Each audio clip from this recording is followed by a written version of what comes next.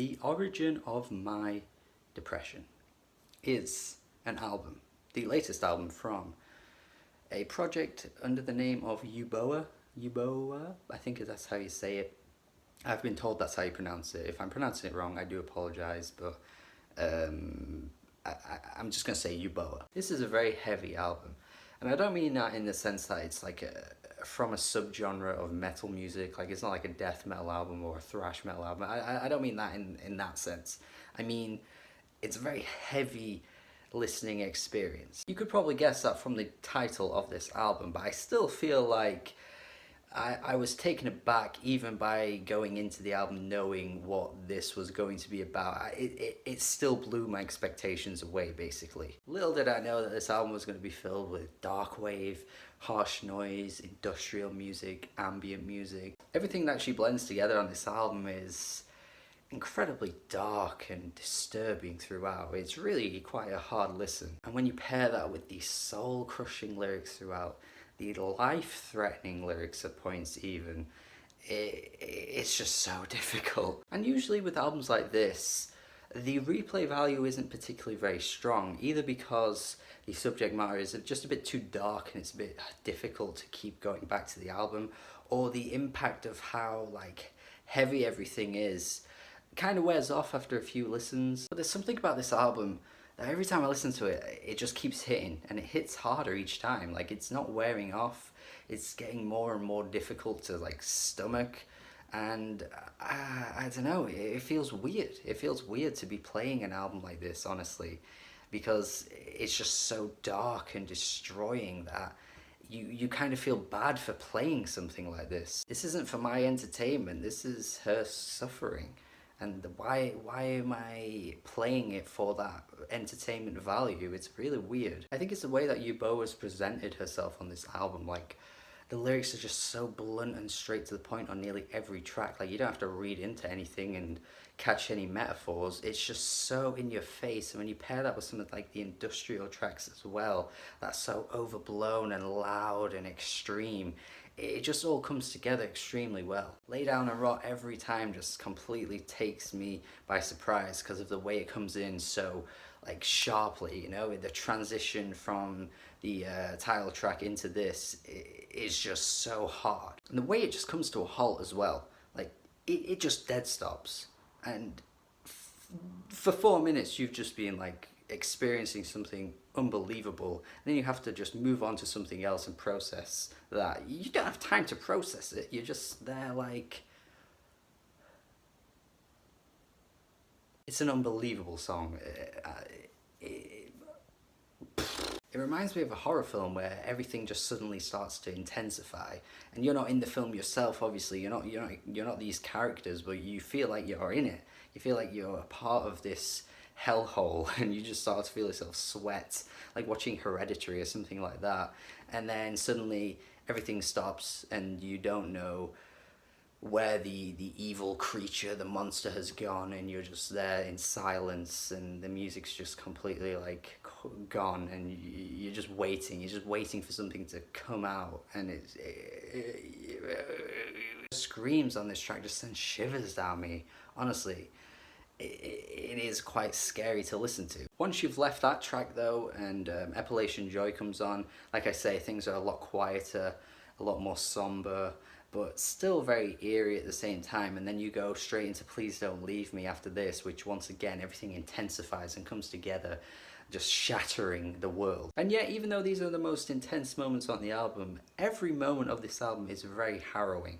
Like, the quieter, whispery moments are equally as intense, honestly, as these heavier moments, because you just feel the pain across this entire thing. Like, at points you don't even need the music to speak for itself after reading into the lyrics and listening to what Uboa is saying throughout. That in itself is just on another level of like fear-inducing music. Just listening to everything that's messed up her life in The Origin of My Depression, for her to say after every line, this is not the origin of my depression. Like, yes, this has happened to me, but this hasn't caused this depression. And yet for her to finally come out by the end of the track and saying it's you, not you as a listener, I hope not, fuck man, but you directing this at someone very particular. Someone that has been a major part of her life has managed to cause this ever-growing pain. But the amount of detail she goes in on this track is still incredibly painful, where she's talking about,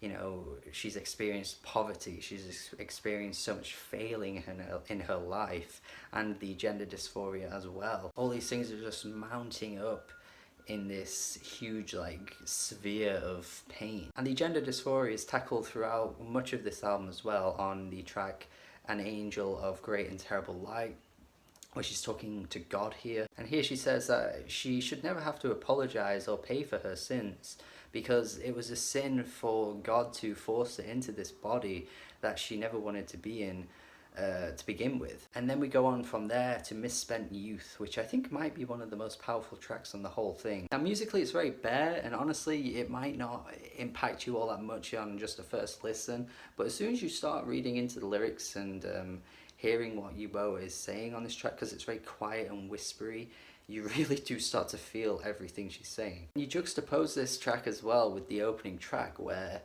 everything sounds quite beautiful, you know? The piano on that track is gorgeous, her vocals throughout that track are really quite lovely to listen to, and then by the end of the album you've hit this track and suddenly the vocals are so strained and drawled, like they're barely on key at points, the instrumental is so dragged out, everything just feels like it's falling apart. And on this track as well, she's talking about how she just feels jealous of the people that were able to live their youth the way that they wanted to, and she had to suffer throughout most of her life, and she just feels like everything was just taken away from her at such a young age. Or not even necessarily taken away from her, but it was just never there to begin with.